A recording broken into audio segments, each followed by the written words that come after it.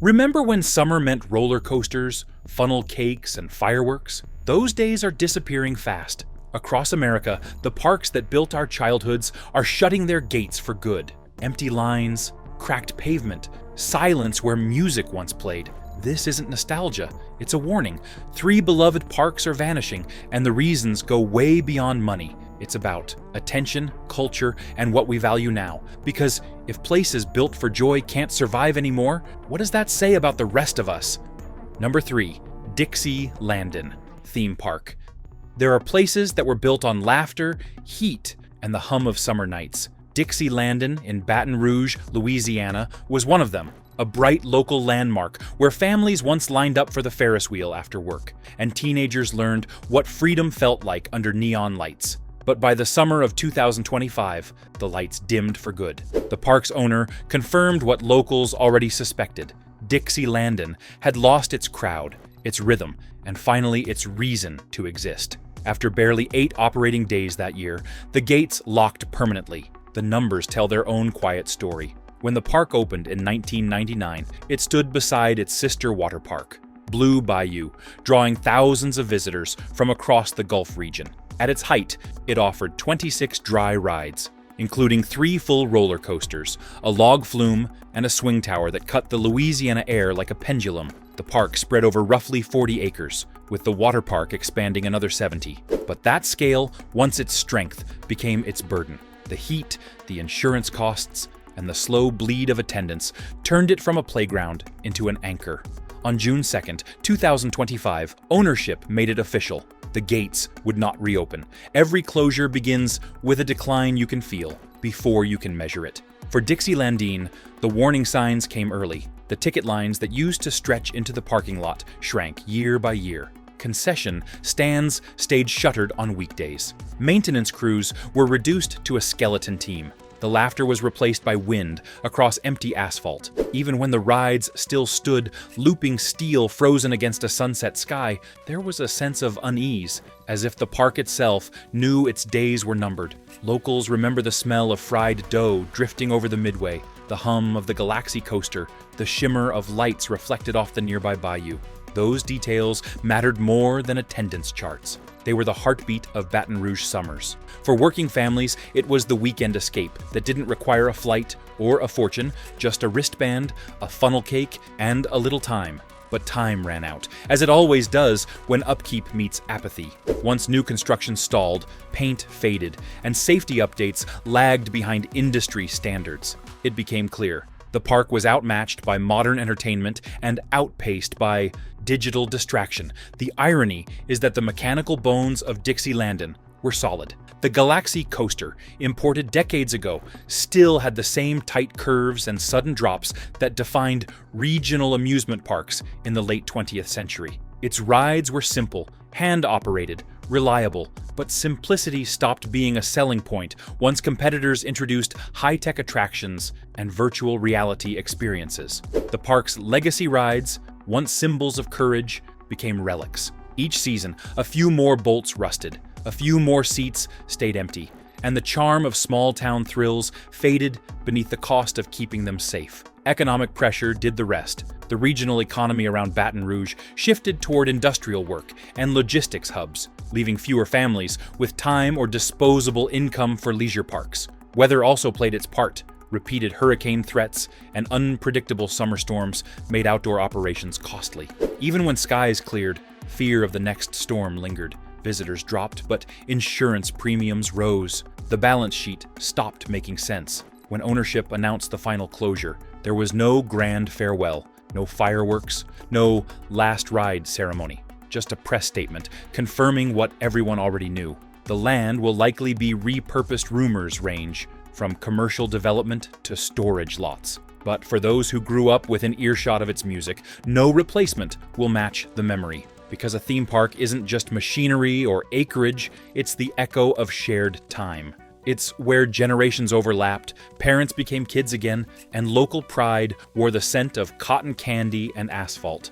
Even now, the ghost of Dixielandon sits heavy on the southern skyline. Locals drive past the entrance sign, faded by sun and years, and remember what it once promised: escape. The irony of abandonment is that it leaves silence in places built for noise. Without people, the park feels bigger and emptier all at once. Fences remain, rides stand motionless, and wind whistles through what used to be the laughter line. Some nearby residents still hold out hope for revival, imagining that new investment or nostalgia might spark a comeback. But those hopes are faint.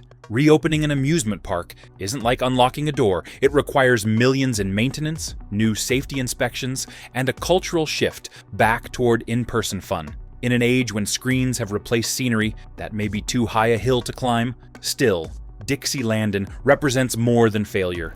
It's a marker of how quickly an era can end without anyone noticing. While national headlines focused on mega parks and billion-dollar expansions, smaller family parks like this one quietly disappeared. They weren't glamorous, but they were ours. They carried local accents, local food, and the kind of rough-edged charm corporate design can't replicate. Each closure takes a little of that away. You can trace the loss in simple terms: fewer first jobs for teenagers, fewer date nights that didn't need a drive to New Orleans, fewer places where families could laugh together without planning a vacation. For a state that built its culture on celebration, that loss cuts deep. When a park like this dies, the community doesn't just lose revenue, it loses rhythm. So, as of this year, Dixielandin is officially history. The rides stand silent, the gates locked, the once bright signs now peeling. Blue Bayou, its neighboring water park, may continue for a while longer, but the heart of the Twin Park experience is gone. Visitors who return out of habit find empty lots and echoes. Those who remember its heyday can only tell stories of the first drop, the last laugh, the smell of rain on hot pavement after a storm. Its demise serves as a warning for every mid-sized regional park still hanging on. Nostalgia cannot cover maintenance, and loyalty cannot outspend reality. Without reinvestment and adaptation, more names will follow Dixielandin into memory. The rust on its roller coasters is not just decay, it's a timeline of neglect, a slow reminder that even joy has to be maintained. The lesson here is simple and harsh. You can't run a park on yesterday's glory. You have to evolve or be erased. Dixielandin didn't adapt soon enough, and once the laughter left, the silence became permanent. What stands now in Baton Rouge is not just an abandoned park, but a monument to a time when simple fun could fill a summer. It's a quiet symbol of how local tradition can fade while the world scrolls past. The concrete paths will crack, the rides will rust, but memories of its bright days will linger in the stories people tell. Those stories, like distant music over a still bayou, are all that remain of Dixielandin. Number 3 on this list of vanishing American landmarks. If you believe stories like this deserve to be told before they vanish, make sure you like this video, hit subscribe, and share your thoughts below. Every voice that speaks up helps preserve the history being erased piece by piece. Number 2, Six Flags, America.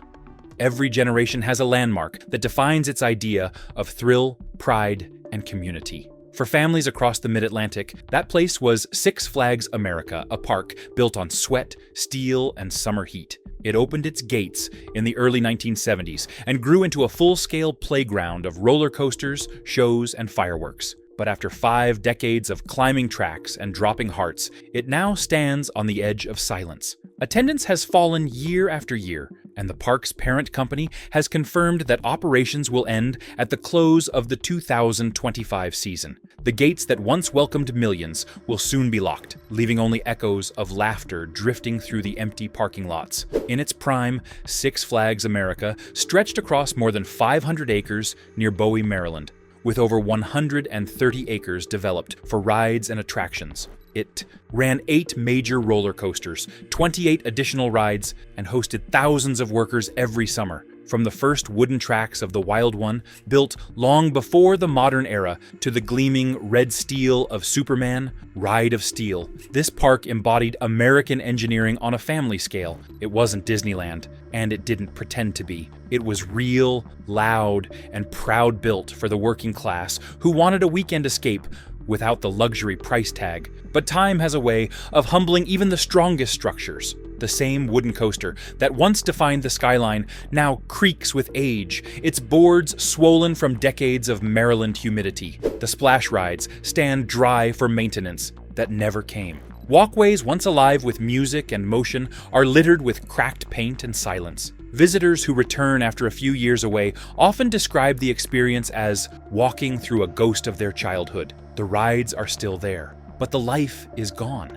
Every closing park begins with financial fatigue. Six Flags. America saw its profits shrink as national travel trends changed. Families who once saved all year for a local park day began spending on distant vacations or home entertainment. The cost of safety updates and staffing outpaced the money coming in. Seasonal workers became harder to find. Corporate budgets shifted toward flagship properties, leaving regional parks to operate with less. By the time the pandemic hit in 2020, the decline was already set in motion. Attendance never fully recovered, and the nostalgia that once filled the air couldn't carry the weight of reality. For decades, Six Flags America carried the same patriotic energy that defined its name. Parades, concerts, and fireworks painted the sky in red, white, and blue. The smell of funnel cakes and asphalt in the summer heat was a constant for generations. You could feel the vibration of a steel coaster rumble under your boots before it roared past.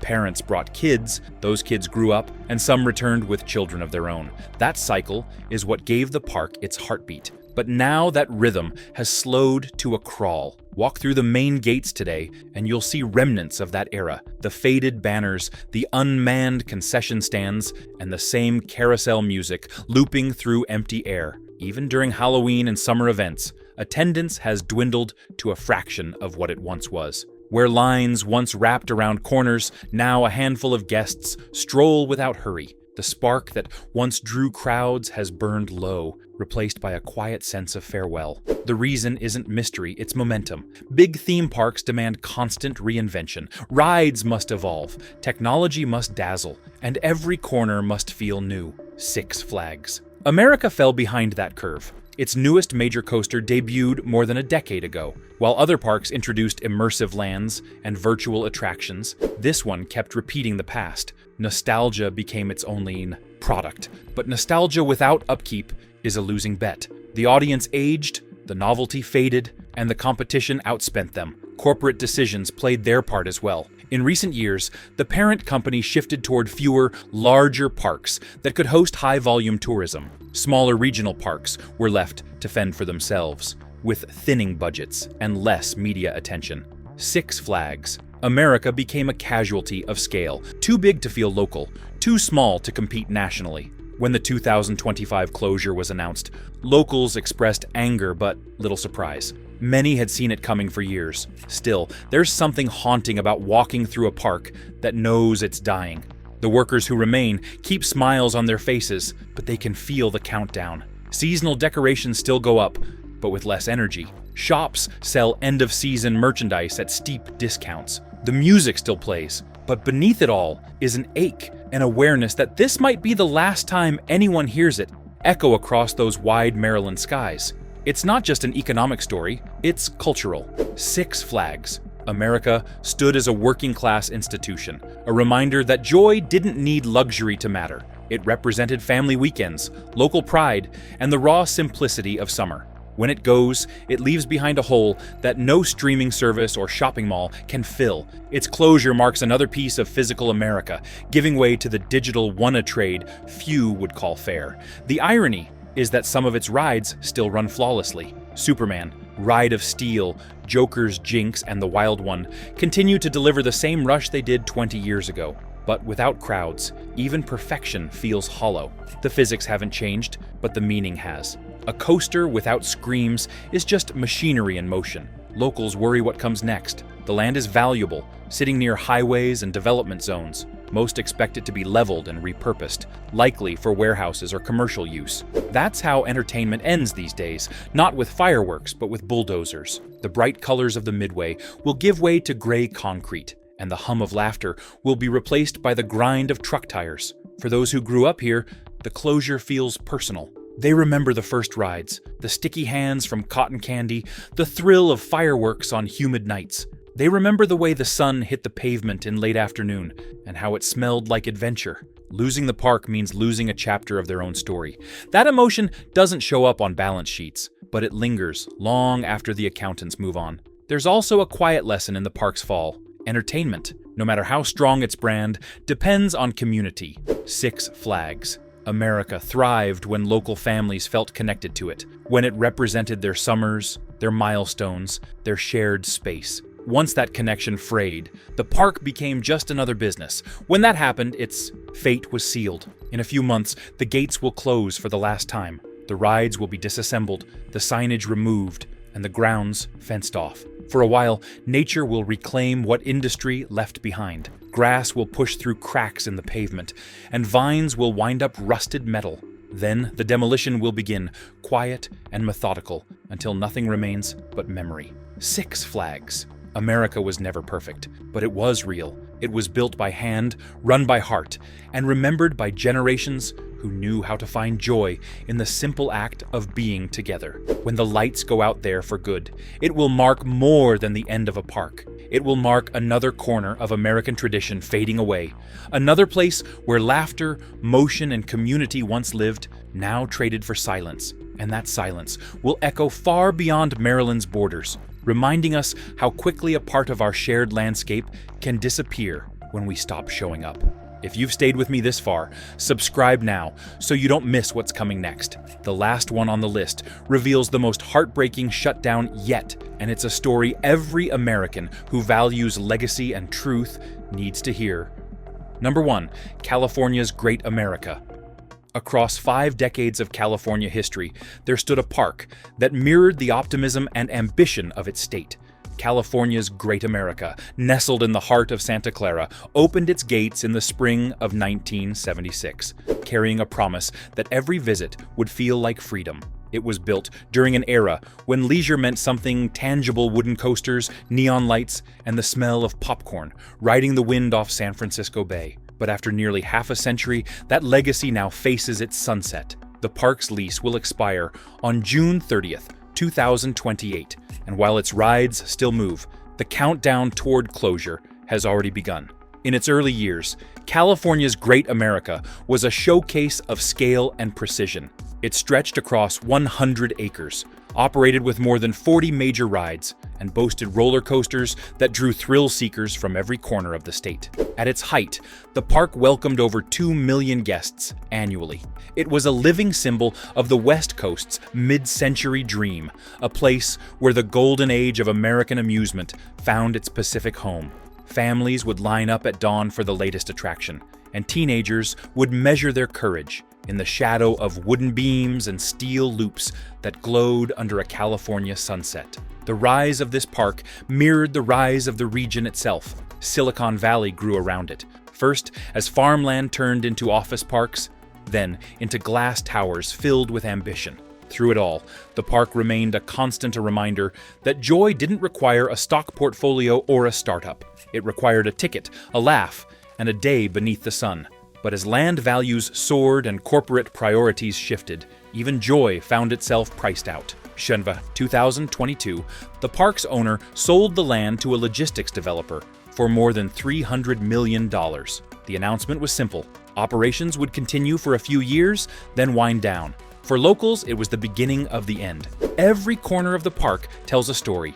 The wooden coaster, known as the Grizzly, built in 1986, still roars like a relic of an older age. Its vibrations carry through the ground like memory itself. The steel tracks of Flight Deck twist above the skyline, offering one last taste of adrenaline for those who remember what it meant to fly before screens replaced sensation. The carousel at the entrance, carefully restored over the years, has turned through countless generations of riders, each leaving behind echoes of laughter and awe. But the air feels different now. Crowds are thinner, energy quieter. People take photos not just for fun, but for proof that they were here before it's gone. Decline in parks rarely arrives as catastrophe. It creeps in slowly, disguised as progress. First, the new investments stop. Then, the maintenance budgets tighten. Seasonal hiring struggles to meet demand. Rides that once reopened every spring start skipping years. For California's Great America, these shifts were subtle but constant. Each summer brought fewer staff, shorter hours, and longer lines that no longer felt worth the wait. The lights still flickered on at night, but the magic began to fade around the edges. The truth is that this park's fall isn't about failure, it's about transformation. The land it sits on has become too valuable for entertainment to compete. Surrounded by corporations, stadiums, and real estate worth billions, the park became a relic of simpler priorities. What once represented progress now stood in the way of it. The ground that once hosted fireworks and parades will soon hold warehouses and distribution centers. The hum of machinery will replace the laughter of families. That's the new definition of growth in modern America: efficiency over experience. For those who grew up here, the thought is heartbreaking. Generations remember school trips, first dates, and family summers spent beneath the bright red towers of the Skyhawk, or the splash of Whitewater Falls. The smell of cotton candy and sunscreen, the music drifting through the plaza, the sound of safety bars locking into place, all of it built into the soundtrack of youth. When people return today, they're not just revisiting rides, they're revisiting themselves. To see it fading is to see time itself move on. Inside the park, you can still find the same pathways that thousands of shoes wore smooth over decades. You can still hear the faint echoes of live bands that once played under string lights near the main stage. The ghosts of summers past hang in the air, yet there's a quiet resignation among those who know what's coming. They take their final rides, linger for one more photograph, and watch the sun set behind. The coaster silhouettes. Every sunset feels like a curtain call. The employees, many of whom have worked there for decades, carry the weight of that knowledge. For them, the park isn't just a job, it's a personal chapter closing. They've seen children grow into parents who now bring their own kids through those same gates. They've watched trends shift, uniforms change, and ownerships rotate. But what never changed was the look on people's faces when the ride hit its first drop, or when fireworks painted the night above the carousel. That look of pure, unfiltered wonder is what kept them coming back. It's what kept everyone coming back. And yet, no matter how much nostalgia remains, it can't compete with economics. The park's operator has a lease extension through 2028, but beyond that, uncertainty rules. The city may fight to preserve a piece of it as public space, or it may all vanish under construction equipment. Either way, the story is nearing its last chapter. Even now, as new attractions run for what may be the final seasons, visitors talk about closure dates more than ride times. Every ticket purchased feels like a goodbye. California's Great America was never just a destination. It was a mirror reflecting a moment in time when amusement parks stood as cathedrals of joy, built not by algorithms, but by artisans who believed that thrill and community mattered. It carried the identity of an entire region, ambitious, bold, and deeply human. Losing it means losing a part of that spirit. It's another reminder that even the strongest icons can fade quietly, not from neglect, but from a world that values space more than memory. In the end, the park's legacy isn't written in profit sheets or attendance charts.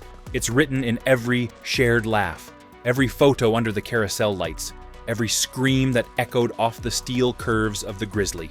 When the gates finally close, the skyline of Santa Clara will look emptier, quieter, more efficient perhaps, but less alive. Because for nearly 50 years, California's Great America gave its visitors something rare, a place where happiness had a physical address.